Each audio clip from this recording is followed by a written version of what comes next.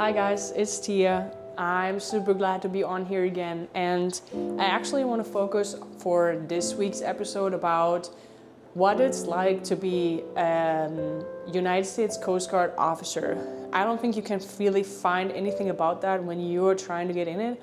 So I hope I can give you a good overview of what it means to be in the service, maybe even as an international person, maybe as a woman, maybe just what it is like to be a response officer. So to give you an idea, I went to boot camp first, enlisted in 2019 because I was still foreign, so I couldn't apply for OCS, Officer Candidate School, right away because I was simply not a citizen. So with that, I went through an 8-week program, pretty strenuous program. Then I went to be a non-raid, which means you have pretty much no job chosen yet, kind of like other branches. They give you the option right there and then to choose a job that you want to go into. Kind of special about the Coast Guard, you can choose what you want to do. So if you feel like, man, I really want to be a boatswain's mate and I want to be on the water and on the boats and all that, and maybe it turns out that you're getting sick on the water, or you want to be something in aviation and then you get sick in the air, you just don't know that. So the non-raid time, is what it's called, gives you time to figure out what you want to do. So with that, I was trying to train for being a rescue swimmer, which is called AST, Aviation Survival Technician. And at the end, I realized that first I was getting older. My body is hurting everywhere, especially doing swimming for over 20 years, doing CrossFit on top of that, tried rugby, and I was just constantly hurt. Then the pool had some issues in Elizabeth City as well, and it was just prolonging the process for me to get ready as well. So I only went to prep school, passed prep school, and then decided, hey, this might not be my path. So I went to MSTA school, which is Marine Science Technician School, which I thought would be great in the civilian world if I ever want to get out and get these qualifications to qualify. So with that, I applied for Officer Candidate School, since I had my degree already as well, and now I had also my citizenship, and I was able to apply for Officer Candidate School. I got picked up. It's a very competitive program. If you need any help, please reach out to me. If you need help writing your papers, if you need like, hey, I really want to think about this, but I have no support, write me. I will help you and I will try to figure it out. I'm still pretty fresh. I'm helping a couple people at the moment. So if you need help, please contact me. So with that said, I went through 17 weeks of a very strenuous program, and now I am an ensign, it's what it's called. It's the first officer out of Officer Candidate School, and I chose response. You have a couple branches you can get into, which is on the boat on the way, which is a float officer, and you can go response as a response officer, aviation as like flight school and all that stuff, and that you have to apply for as well, and then prevention as well. So you can go these branches as a candidate comes out of either CSPI, which is another program I'm getting into later, and maybe in a different episode, and then OCS, where you can choose those things. So I chose response. Kind of like 1 year in it now, I just want to give you an overview about as well. I'm in the command center right now at a sector, which means I am getting the call from you and like, hey, I'm sinking, mayday, mayday, whatever it might be. I am the person with my team who sends out all the assets to get on scene, to get the help, take in marine casualties. If, for example, you probably all heard about the Baltimore crash on the bridge right there, all the people from the Coast Guard get out there, and the command center is the first place that knows about it. So we're starting calling headquarters, calling everything closer to the president pretty much to let everybody know what's happening. So that's pretty much my job right now. I'm getting qualified to be a command duty officer, which is the one that oversees the floor of the people that are working with you. So that is my current position as an officer. While I'm actually billeted in incident management billet. So that's for pollution response and all that stuff. But for starting officer qualifications, the command center is a super important aspect to be a response officer. So I know that's a lot, and if you didn't get an understanding of it, if that is way too difficult, please reach out to me again. I'll try to make it as simple as possible to understand, because I know it's a lot, and I think there's just not enough out there to actually tell you what it's all about. So if I can help you anyhow, please reach out to me. And here it is, my day, what it's like to be a response officer with 2 days on, 2 days off schedule with 12 hours on, 12 hours on again, and then 2 days off. So today I'm working from 16:45 until 4:45 in the morning for 2 days in a row. And yeah, let's go.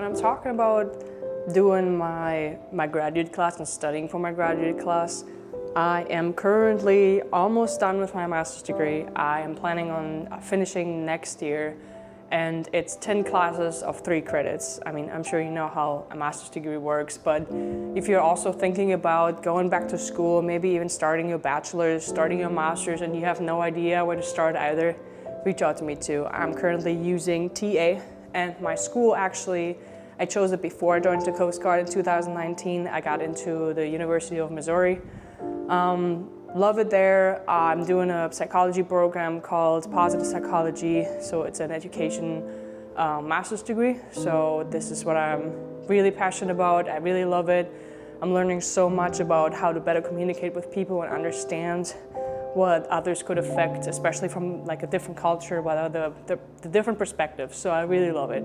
But you know, you can really do anything. So if you have a schedule like mine, maybe even a normal Monday to Friday job within the Coast Guard, it's definitely possible to find times to make this work. So I'm in 2 classes now, starting July. I'm currently in 1, and I probably need about 15 to 20 hours per week to make this work. So if you have time, to push it in there, to find some time, and it fits into your work-life balance, definitely recommend, because you get $4,000 is the cap per year, 4 classes, and $750 is the cap for a class. So my classes are usually $1,600 per class, which is very expensive and almost not affordable for ensigns, and I would say anything unlisted probably as well. So it's very expensive. I had to take a loan out for that, unfortunately, but I want to finish my master's, so I was so close to being done, and I didn't want to just leave the school and find something else. So if you do think about going to a school, look into something more affordable so you don't have to take out a loan to pay for classes. So here I am paying a little bit out of pocket for my classes, and I'm finishing next year. So super excited. In my future, I would really like to get a doctorate. That is like a goal I always dreamed of. And I grew up in a place where people told me that I will be nothing and nobody when it comes to school, because I was just never there. I was always swimming, I was always in practice camps. So I just, basically, that wasn't my priority, like, even though I know I love school and I love studying and all that, but back then, just swimming and making the Olympics was my utmost priority, because there's a timeline for us as well. So I can do school and my whole life. I can only swim or do a sport and being at my peak for that long. So that was my priority. And to all these teachers who didn't believe in me, I am really trying my hardest to get a 4.0 in my master's, because no one would have ever believed that. It's not like I'm doing it for you guys, but a little bit of me is just like, I can't say it, but I did it now, and I'm hopefully gonna finish that with a 4.0. So that's my goal.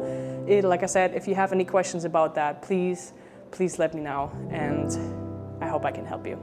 So that was it for tuition assistance and classes, bachelor's, master's, whatever you are interested in.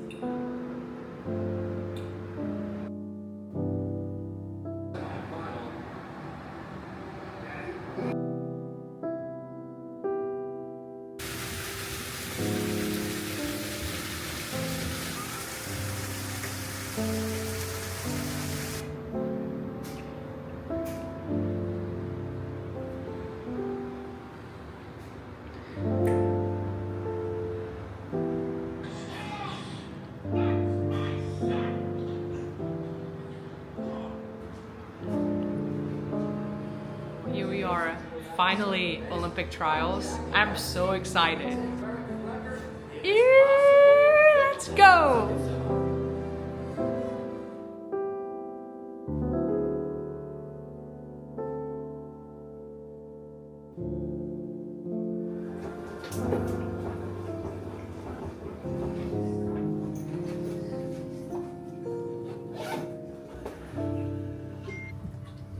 Work.